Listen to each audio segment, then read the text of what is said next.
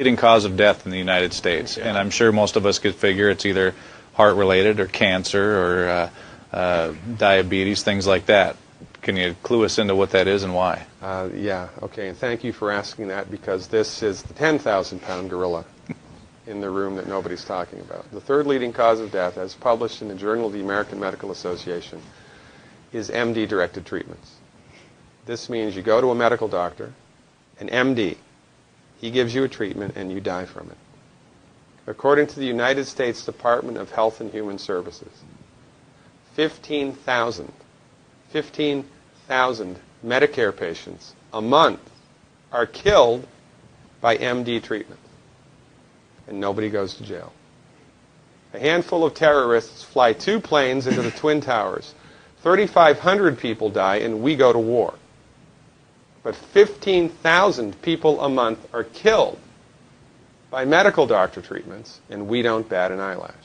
This is because we have been, I don't want to say brainwashed, that's not the correct term, but we have been, for the last 100 years, kind of led into this false belief. You know, I think it was Marcus Welby that started it, that the medical doctor is king and knows everything about everything. And really, you need to just shut up and follow your medical doctor's advice. Most people in the United States have no idea at all of the history of the evolution of medicine in the United States. In the early 1900s, it was a relatively level playing field between the chiropractors, the osteopaths, the homeopaths, and the MDs. In 1915, 1920, there was something called the Flexner Report. The Carnegie Corporation funded this man named Abraham Flexner. He went all around the country, and he went on stagecoach and train and horseback. This was before the interstate highway system, right? It took Flexner 5 years to do this. He went all around the country and did an inventory of all of the medical schools that prescribed drugs. He brought the list back to the Carnegies, who owned drug companies, and then the Carnegies and the Rockefellers gave millions of dollars of free money to the medical schools and hospitals in the United States that were prescribing drugs. That was the beginning of the end. After the Flexner Report, there was no more level playing field in the United States.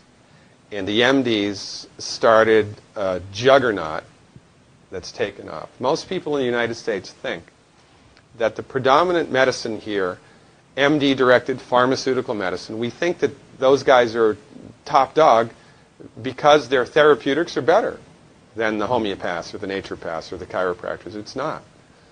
They're in the driver's seat because of political and financial coalitions that were built at the turn of the century that most people have no idea of at all. And it's a gigantic problem. And I mean, it's crazy, right? It's the third leading cause of death. And yet, when the government makes noise about messing with people's insurance, everybody freaks out. Mm-hmm. And that's a whole other thing to talk about, isn't it? Because what is medical insurance? When you buy medical insurance, what are you doing? You're betting that you're going to get so sick you will not be able to afford it. Mm-hmm. Right? Yeah. Right. And then, so you pay good money every month to gain access to a system of medicine that's the third leading cause of death in the United States. We need our heads examined, quite frankly. That's why we give, Dr. Wallach and myself collectively, we give 400 free lectures a year. And we're building a grassroots network because people don't know this. I mean, people, I come to my lectures and they look at me and say, couch potatoes live longer? Medical doctors are the third leading cause of death? You know, what's going on here?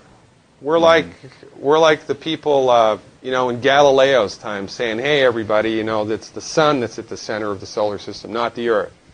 Well, hey, everybody, the Earth is round, it's not flat. Or, hey, everybody, slavery's a bad thing. Right? This is we have a social agenda here.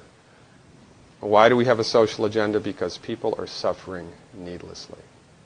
You wouldn't believe, as God is my witness, you would not believe the things that I've seen people recover from in holistic medicine. The body's ability to fix itself is remarkable. And most of the time, all that the body needs to do that is the raw materials that it needs to do that. And we need to stop eating food that's hurting the body.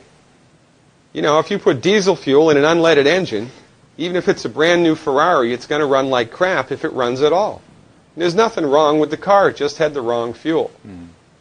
It's the same with the human body. You give the human body the raw materials that it needs, clean up the diet, Superman, Superwoman.